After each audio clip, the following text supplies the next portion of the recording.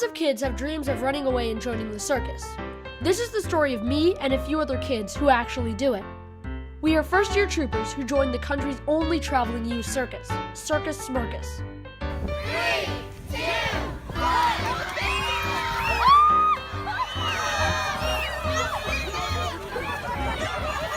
I wanted to join Smirkus ever since I was a little kid and saw one of the shows in Vermont.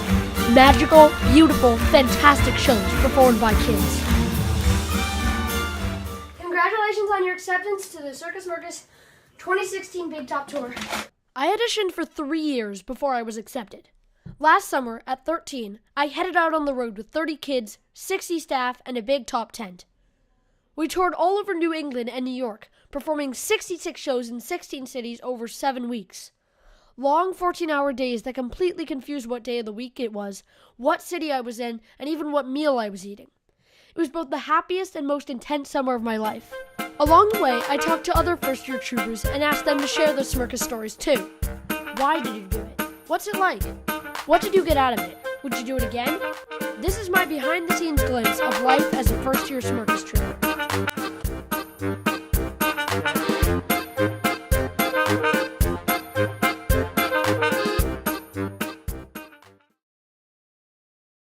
I saw the Anchors Away show 2 years ago. I saw Circus Dreams on the PBS channel and I thought it was really cool and started researching Smirkus.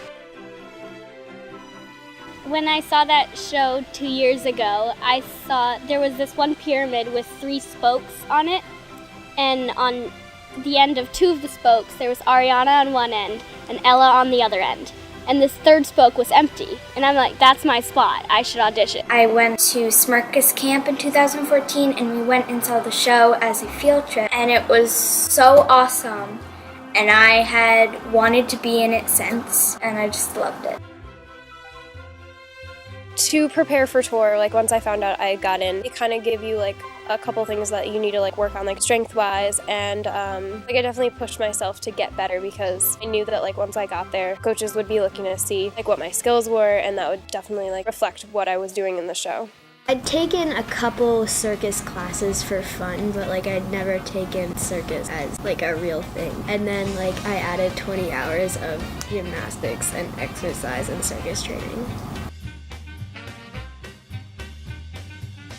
Well, we wake up to tamarines every morning, and then we get dressed, and then we go and warm up, and then we go train in our like schedule blocks of time, and then we have lunch and more blocks of time and dinner. I usually dance or eat ice cream or sleep. Sleeping is good. Get hot chocolate, hang out, play pool. Nothing super exciting. I love headstands. I do a lot of headstands, like watching TV and like doing a lot of different stuff. I love headstands. Okay, so in my downtime here, we hang out on the porch. I like to do a lot of like reading. We eat a lot of ice cream actually, which is, you wouldn't think we would because we're like working out all the time and we're trying to be healthy, but no, ice cream is the thing that hits the spot.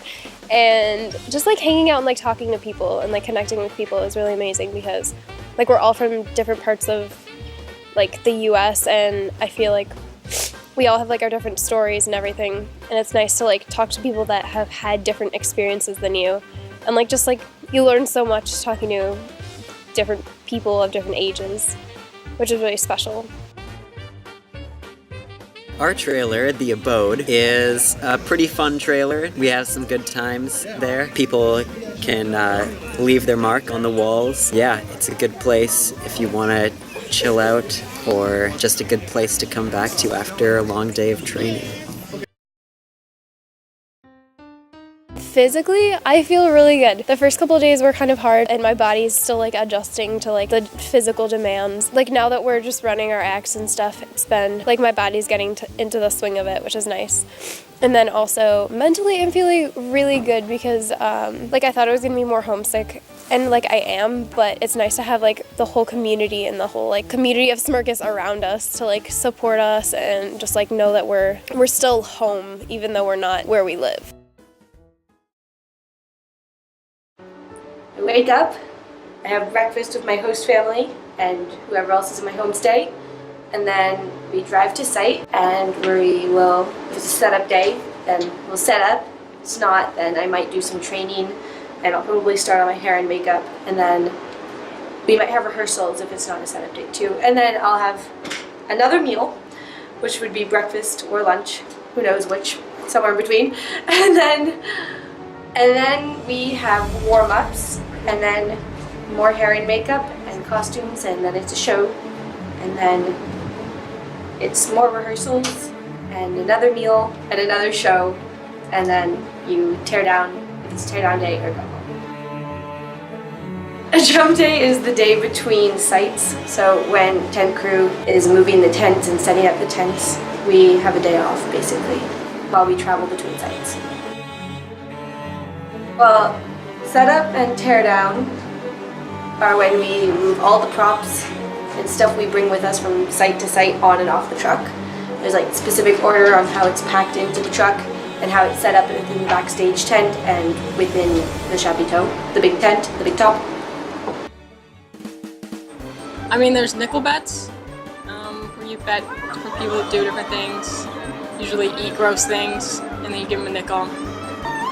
We have like the jump circle, so at the end of every site, when the tent's gone, we all stay in a circle and jump.